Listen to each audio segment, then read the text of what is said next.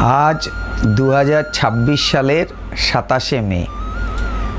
আজকের দিনে আমাদের গুরুদেব, আমাদের ভগবান, ইন্টারন্যাশনাল বেদান্ত সোসাইটির প্রাণপুরুষ, প্রতিষ্ঠাতা, উপাস্য 27শে মে 2023 সালে তিনি দেহ রাখেন, তার মহাসমাধি হয় এবং তার যে লীলা, দীর্ঘ 81 বছরের যে লীলা, সেটা সমাপ্ত হয়।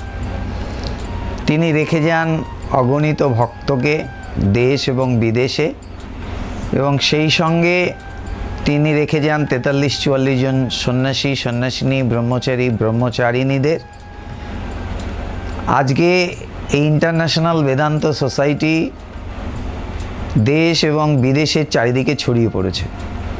15-16টা দেশে আমরা ছড়িয়ে পড়েছি।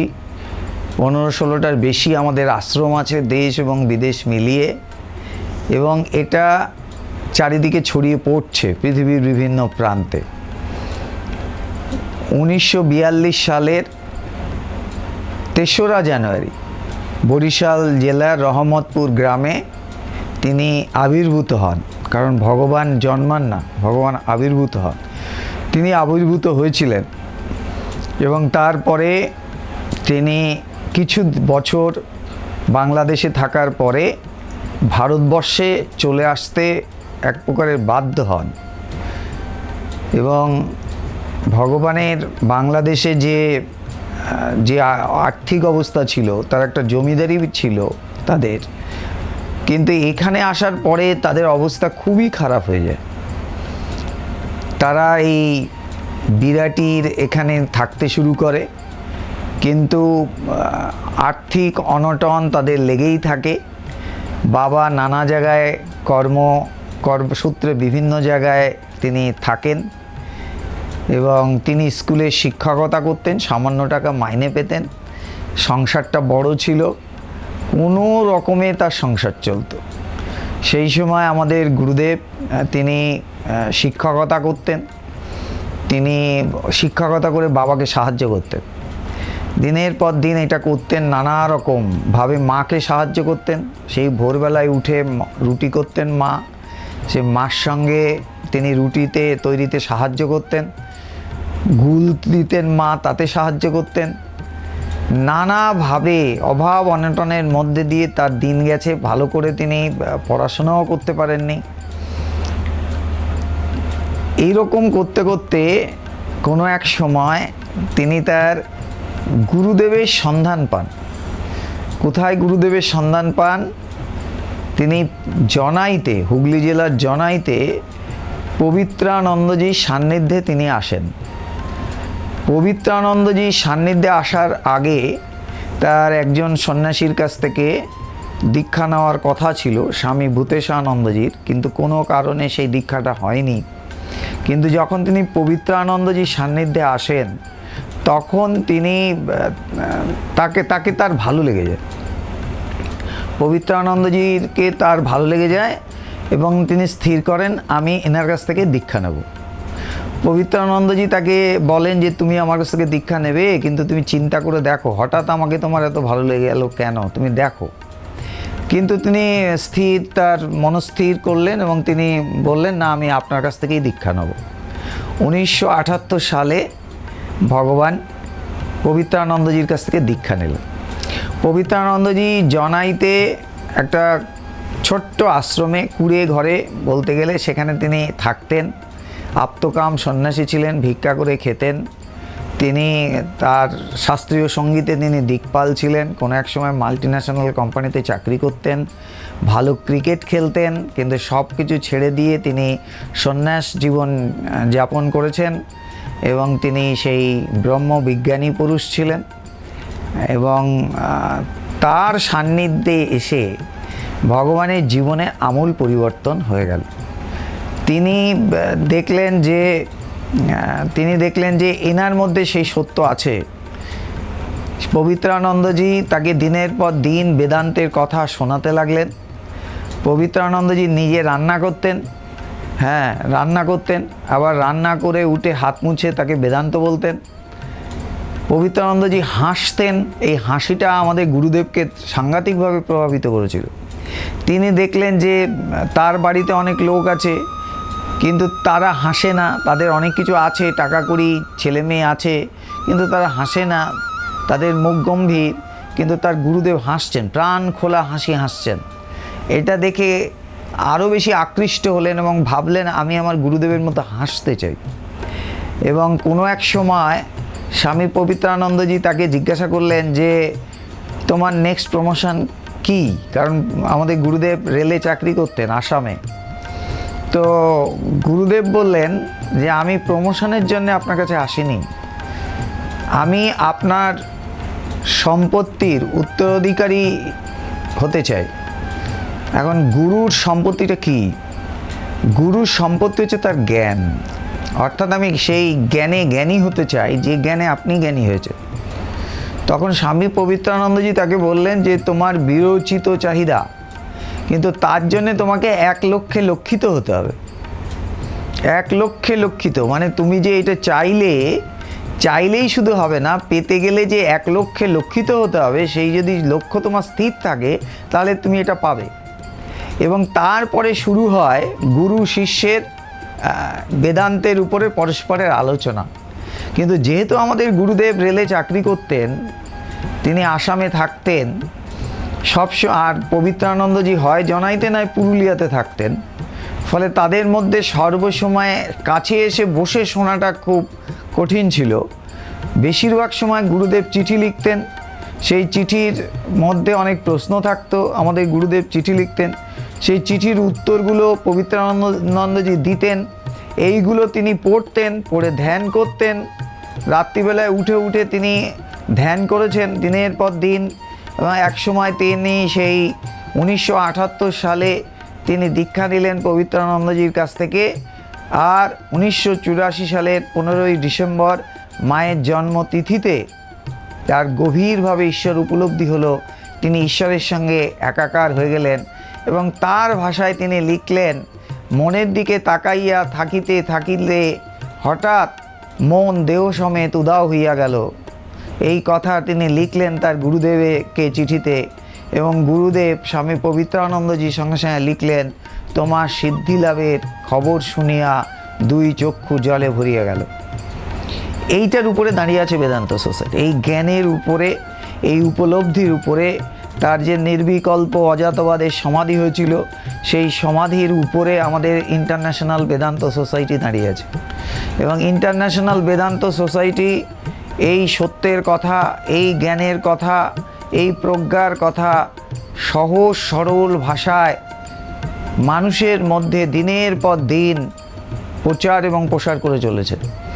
এবং এইখানে এসে, এবং এই প্রচারের মাধ্যম হচ্ছে প্রেম। ভগবানের মূল কথাটা ছিল তুমি কতখানি সমাধিবান সেটা আমার কাছে বড় কথা নয়, আমার কাছে বড় কথাটা হচ্ছে তুমি মানুষের কাছে, মানুষের মাঝখানে যেয়ে পৌঁছাতে পারছো কিনা, মানুষকে আপন করে নিতে পারছো কিনা, মানুষকে ভালোবাসতে পারছো কিনা, এটার উপরে সব কিছু দাঁড়িয়েছে। তিনি তার জীবন শুধু এটা বলেছেন, তিনি বলাতে বিশ্বাস করতেন না, তিনি করাতে বিশ্বাস করতেন। তিনি শুধু এটা বলেছেন তা না, তার কাছে যখন মানুষ যে বসতো বা মানুষ তার কাছে যেয়ে পৌঁছাতো, একটা অনাবিল আনন্দ, একটা অনাবিল ভালোবাসার ছোঁয়া তারা ভগবানের কাছ থেকে পেত। এবং দিনের পর দিন আমরা তার কাছে গেছি, তার পায়ের সামনে বসে থেকেছি। এবং শাস্ত্রে একটা কথা আছে যে গুরুর পায়ের সামনে বসে থাকলে বা গুরুর সামনে বসে থাকলে বোনা কাপড় পাওয়া যায়। শাস্ত্রের কথাটা যে সত্যেরও সত্য সেটা ধীরে ধীরে বুঝতে পেরেছি। সত্যি গুরু বোনা কাপড় হাতে দিয়ে দেন। এবং এই যে তত্ত্বটা তিনি এত সহজ সরল ভাষায় মানুষের কাছে বলেছেন, যার ফলে আমাদের কাছে খুব কঠিন কিছু কোনো দিন মনে হয়নি। আমরা সহজভাবে তার কাছ থেকে শুনেছি, আবার সহজভাবে মানুষকে বলবার চেষ্টা করি। এই করতে করতে 1989 সালের 19শে নভেম্বর স্বামী পবিত্রানন্দজির জন্মদিনে তিনি ইন্টারন্যাশনাল বেদান্ত সোসাইটিকে রেজিস্ট্রি করলেন। এবং যখন এটাকে ইন্টারন্যাশনাল বেদান্ত সোসাইটি প্রতিষ্ঠা করলেন, তার সঙ্গে কেউ বিশেষ ছিল না। সমাজ তাকে হাসি ঠাট্টা করলো, যেখানে আপনার সঙ্গে বিশেষ কেউ নেই সেখানে আপনি কি করে এর নাম দিচ্ছেন ইন্টারন্যাশনাল। তখন তিনি বলেছিলেন আমি এর নাম ইন্টারন্যাশনাল দিয়ে রেজিস্ট্রি করব। তারপরে সত্যি 1989 সালের 19শে নভেম্বর তার গুরুদেব স্বামী পবিত্রানন্দজির জন্মদিনেই এটা তিনি স্থাপন করলেন এবং সেটাই ধীরে ধীরে একটা ছোট্ট চারাগাছ থেকে মহীরুহতে পরিণত হয়ে গেল। এবং আজকে এই সোসাইটিতে অনেক সন্ন্যাসী আছে, সন্ন্যাসিনী আছেন, ব্রহ্মচারী আছে, ব্রহ্মচারিণী আছেন। তারা বিভিন্ন জায়গায় এই বেদান্তের কথা আলোচনা করছেন, বেদান্তের কথা মানুষের মধ্যে সহজ সরল ভাষায় প্রকাশ করে চলেছেন। এটা আমরা আমাদের গুরুদেবের কাছ থেকে শিখেছি। গুরুদেব আমাদের ভালোবাসতে শিখিয়েছেন, গুরুদেব আমাদের বুঝিয়েছেন এই জগৎটা প্রকৃতপক্ষে সত্য নয়। তুমি যা দেখছো সেগুলোই যে সব সত্য তা নয়। ব্রহ্ম সত্য, জগৎ মিথ্যা, এই কথা তিনি যেমন শিখিয়েছেন, আবার এই কথাও তিনি তার জ্ঞানের চূড়ান্তে পৌঁছেছেন এবং বলেছেন ব্রহ্ম সত্য, জগৎ মিথ্যা। তাই শুধু না, ব্রহ্ম সত্য, জগৎ সত্য, সত্যে প্রাণ প্রতিষ্ঠিত, সেটাও তিনি বলেছেন। আরও চরম জ্ঞানের কথা। তো যাই হোক, তারই আজকে মহা সমাধি দিবস, অর্থাৎ 2023 সালের 27শে মে তিনি তার দেহ রাখেন। তার গুরুদেব তাকে বলেছিলেন তোমার জীবন পরার্থে, অর্থাৎ তুমি জীবনকে পরার্থে বিলিয়ে দাও। সেই কাজটা তিনি করেছেন। করোনাতে যখন মানুষ গৃহবন্দী ছিলেন, তখন মানুষ দিশা পাচ্ছিলেন না যে কি করে কি করব, ভক্তরাও বুঝতে পারছিলেন না। তিনি গুরুদেব বলেছিলেন, আমাদের ভগবান বলেছিলেন যে যদি একজনও কেউ আসে আমার কাছে এই কথা শুনতে, আমি তাকে ঈশ্বরীয় কথা বলবো, তাতে যদি আমার প্রাণ চলে যায় যাক। এবং সত্যই তার করোনা হলো এবং তিনি সেই সময় তিনি হসপিটালাইজড হয়েছিলেন, খুবই গুরুতর অসুস্থ হয়ে পড়েছিলেন।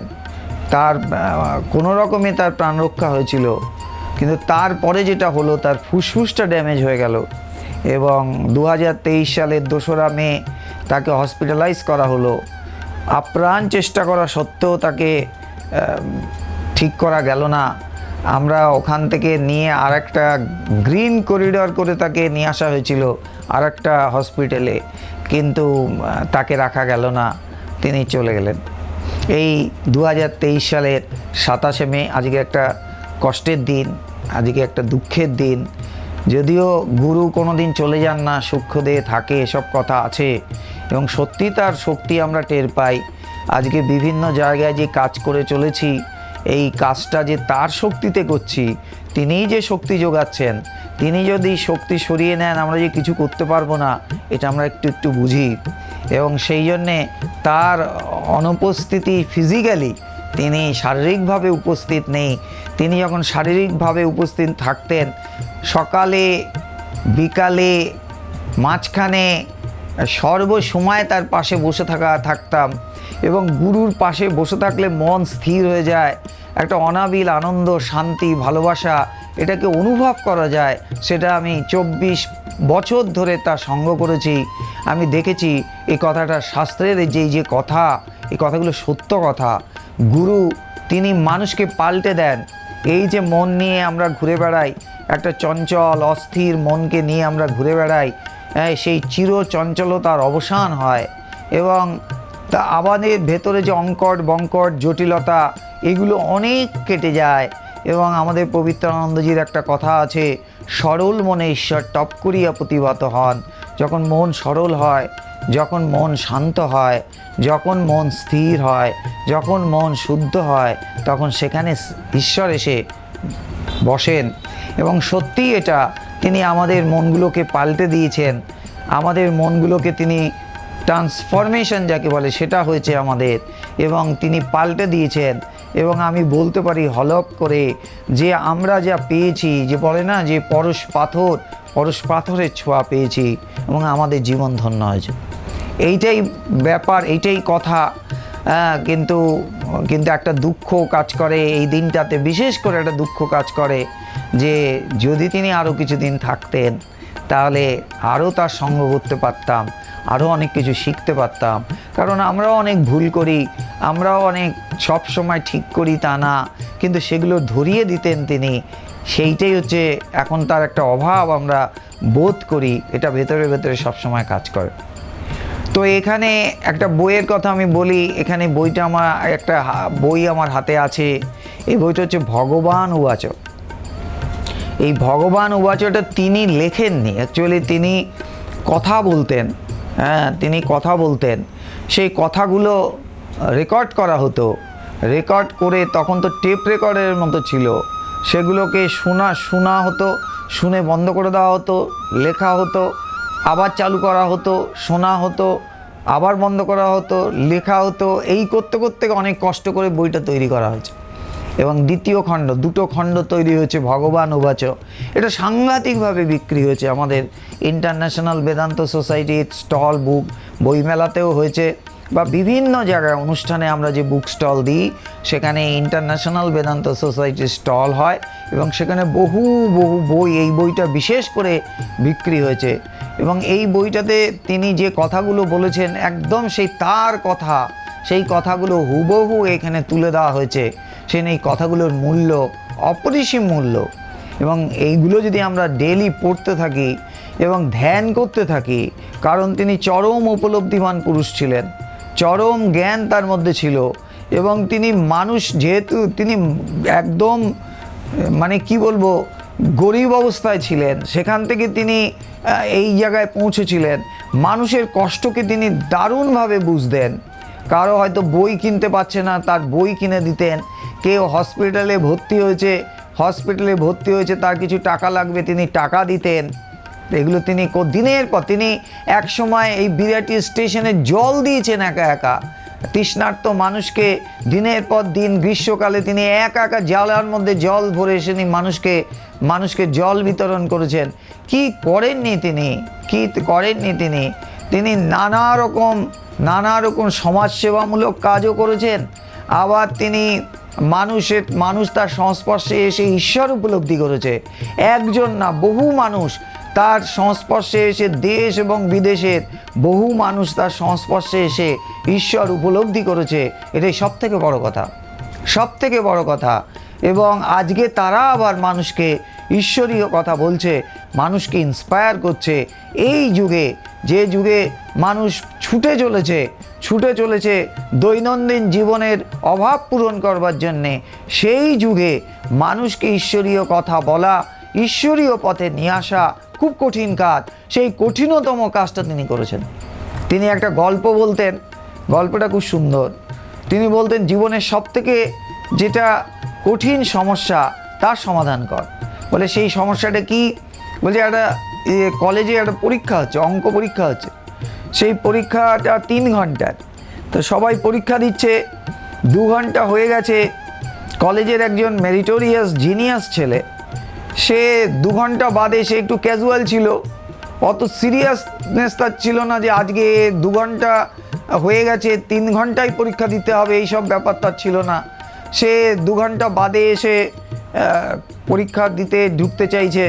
যে গার্ড দিচ্ছিল প্রফেসর, তিনি বলছেন না এটা হয় না। কিন্তু তিনি জানতেন ছেলেটা জিনিয়াস। তিনি প্রিন্সিপালের কাছে নিয়ে গেলেন, যে বললেন, দেখুন স্যার, এই ছেলেটা পরীক্ষা দিতে চাইছে।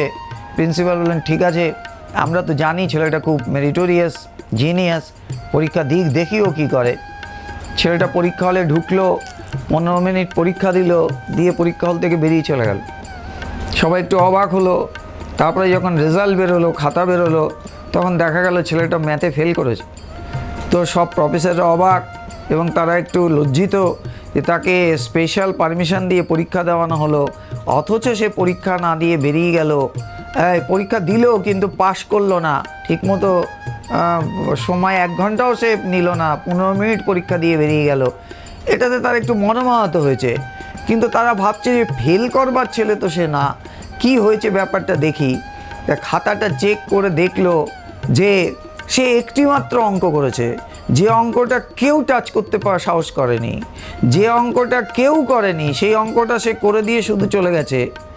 তারপরে তাকে ডাকা হলো, ডেকে জিজ্ঞাসা করা হলো যে তুমি একটা অঙ্ক করে চলে গেলে এবং যে অঙ্কটা কেউ করেনি, টাচ করতে সাহস পায়নি, সেই অঙ্কটা তুমি করে চলে গেলে, তাহলে বাকি অঙ্কগুলো তুমি করলে না গেল, তাতে তুমি পাস করে যেতে, তার উত্তরে সে বলল যে বাকি অঙ্কগুলো আমার করার মতো ছিল না, অর্থাৎ আমার স্ট্যান্ডার্ডের ছিল না। তার মানে জীবনের যে কঠিনতম সমস্যাটা সমাধান করে, সবথেকে কঠিন সমস্যাটা সমাধান করে সে বেরিয়ে গেল। আমাদের জীবনেও তাই, আমরা নানা সমস্যার সমাধান করতে ঘুরে ঘুরে বেড়াচ্ছি, কিন্তু সবথেকে যে জরুরি, সবথেকে যে প্রধান যে সমস্যা, সেটা হচ্ছে আমাদের জীবনের আমরাই একটা সমস্যা।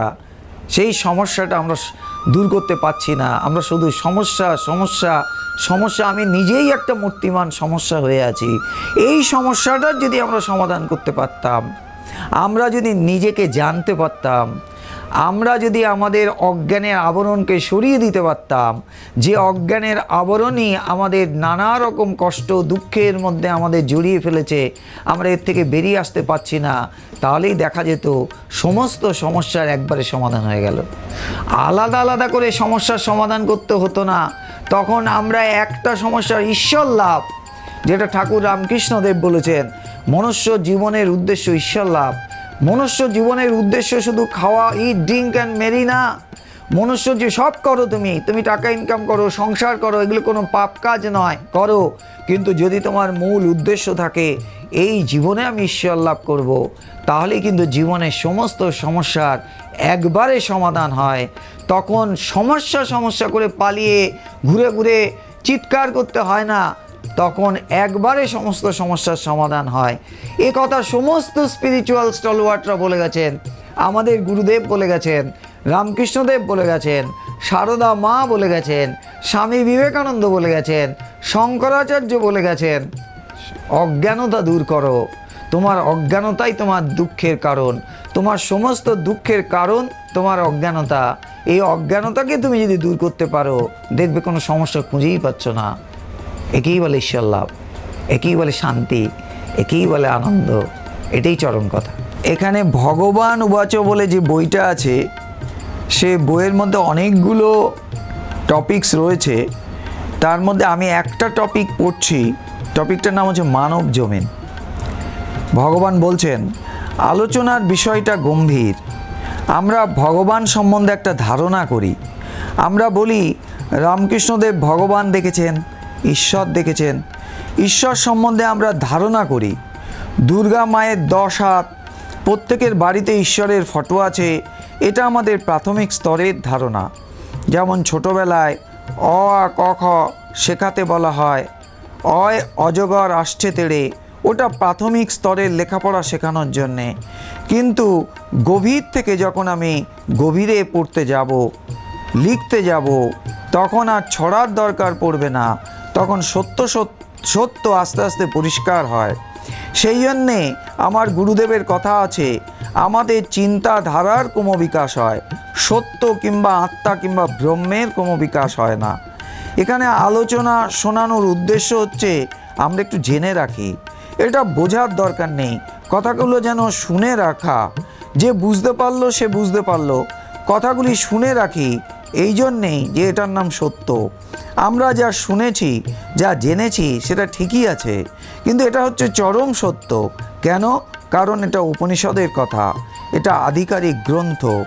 ব্রহ্ম সম্বন্ধে আমরা আলোচনা করছি, কেননা ইন্টারন্যাশনাল বেদান্ত সোসাইটি ব্রহ্ম জ্ঞানের উপরে প্রতিষ্ঠিত। ব্রহ্ম শব্দটা আমরা প্রতিদিন শুনি। ব্রহ্ম কি, ব্রহ্ম কেমন, কীরকম দেখতে তিনি, কোথায় থাকেন তিনি।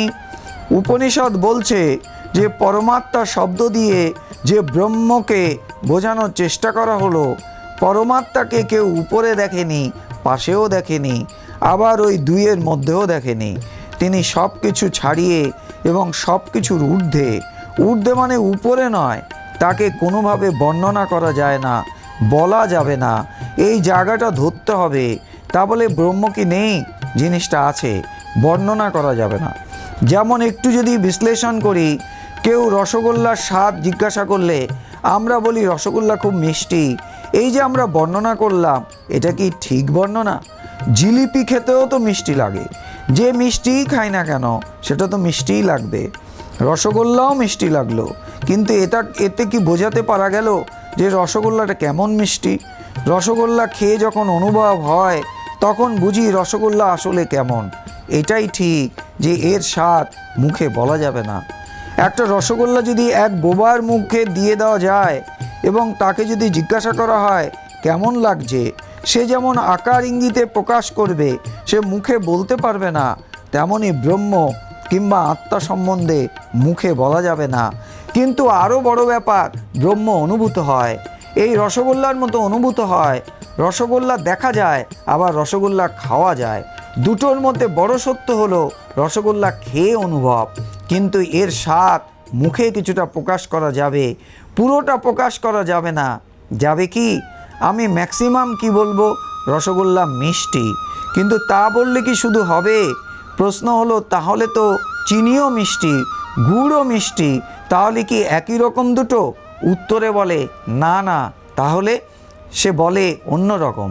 কী রকম বলুন না, পারা যাচ্ছে না। তখন সে কিন্তু চুপ হয়ে যাবে, সে মৌন হয়ে যাবে। এখানে রামকৃষ্ণদেব সুন্দর একটা উদাহরণ দিয়েছেন। বিয়ে বাড়িতে বরযাত্রীরা এসেছে, বরও এসেছে, যার বিয়ে সে ঘোমটা দিয়ে ঘরে বসে আছে। তার বান্ধবীরা তাকে জিজ্ঞাসা করছে দূর থেকে, এই কোনটা তোর বর? একজনকে দেখাচ্ছে, এটা, বলে না।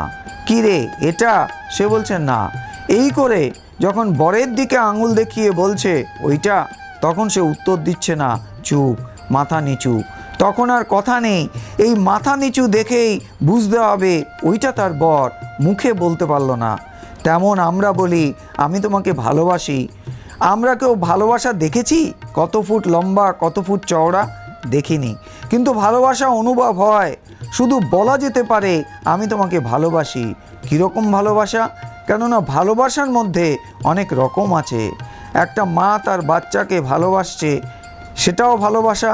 ছেলে তার মাকে বলছে, মা আমি তোমাকে ভালোবাসি, এটাও ভালোবাসা। একটা যুবতী মেয়ে একটা যুবক ছেলেকে বলছে, আমি তোমাকে ভালোবাসি, এটাও ভালোবাসা। কিন্তু সব ভালোবাসার অনুভব তো এক নয়। শব্দটা ব্যবহার করা হচ্ছে বটে, কিন্তু যেটা অনুভব হচ্ছে সেটা কিন্তু এক্সপ্রেস করা যাচ্ছে না। ব্রহ্ম কিংবা আত্মা অনুভবেরও অনুভব, কিন্তু এটা মুখে বোঝানো যাবে না। গুরুর এখানে আসছি, ভগবানকে দেখব না? না, ভগবানকে দেখতে পাবে না। তাহলে ভগবানকে তুমি অনুভব করতে পারবে রসগোল্লার মতো। ওটাই তো দরকার। তবে রসগোল্লার আকার আছে, কিন্তু ভগবানের আকার নেই, ভগবানের কোনো চেহারা নেই। তিনি লম্বা চওড়া কিছু নন, তিনি অনুভব, তিনি সব কিছু, তিনি বিশেষ কিছু নন, কিন্তু তিনি সব কিছু। আমাদের সত্যটাকে শুনে রাখতে হবে। সত্যটা আমাদের পছন্দ হোক আর অপছন্দ হোক, যেমন বলা হয়েছে মানুষ মরণশীল, এই কথাটা কিন্তু আমাদের শুনে রাখতে হবে। এটা সত্য। যদিও আমি এখন মরছি না, কিন্তু আমাকে সত্যটা জেনে রাখতে হবে। মানুষ মরণশীল, আমিও মানুষ, আমাকেও মরতে হবে। শাস্ত্র বলছে ভগবান দেখা যায়। ঠাকুর নরেনকে বলেছেন, হ্যাঁ রে আমি দেখেছি, তোকেও দেখাতে পারি। ঠাকুর বললেন, কিন্তু প্রথম দিকে। যেমন বাচ্চাকে অ শেখাতে বলে, অয় আজগার আসছে তেড়ে, আয় আয় আমটি আমি খাবো পেড়ে। শেষে নির্বিকল্প সমাধি যখন নরেনের হলো, তখন তিনি কিছু দেখছেন না, তখন তিনি নিজে কিছু দেখছেন না, তিনি অনুভব করছেন। সেই অনুভব বড় ভয়ঙ্কর। নাহি সূর্য, নাহি জ্যোতি, নাহি শশাঙ্ক সুন্দর। সেখানে এই সূর্য টূর্য কিছু নেই, সব নেতি নেতি উড়ে যাচ্ছে। এখানে আমাদের জানতে হবে, এই জন্যেই এখানে আমরা যে জায়গাটায় এসেছি, যে সত্যের সন্ধানে এসেছি, সত্য এটা। সত্যে যাওয়ার পথে রামকৃষ্ণের ছবি, ভগবানের ছবি, গুরু মহারাজের ছবি। কিন্তু যখন আমি সত্যে পৌঁছাবো, যখন আমি পরমাত্মাকে অনুভব করব, তখন শুধু আমি অনুভবই করব, তাকে দেখব না, তাকে দেখা যায় না। শুনে রাখতে হবে এই কথাগুলি। নিবেদন করছে এসটিভি বাংলা, সঠিক কথা সহজে বলা।